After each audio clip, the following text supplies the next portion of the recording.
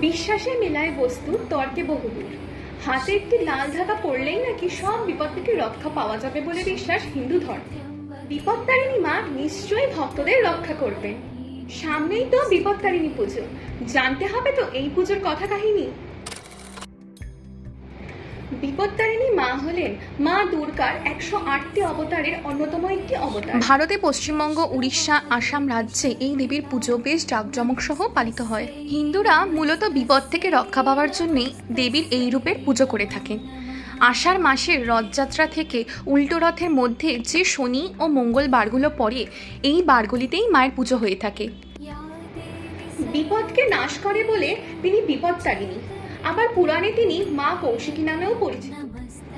পুরাণে বর্ণিত আছে, শুম্ভ নিশুম্ভ নামক অসুরের অত্যাচারে দেবকুল যখন কাতর হয়ে পড়েছিলেন, তখন মা শক্তির আরাধনা করেছিলেন তারা।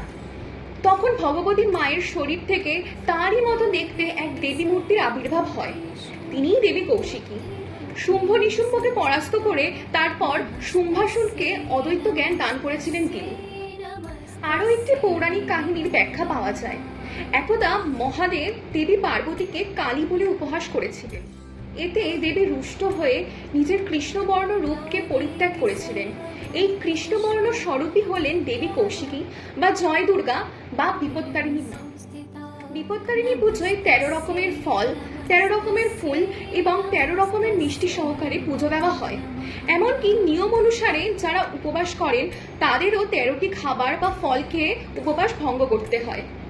এছাড়াও ভারতের বিভিন্ন জায়গাতে দেবী বিপত্তারিণীকে নানা রূপে পুজো করা হয়ে থাকে। মা আমাদের সাথেই আছেন।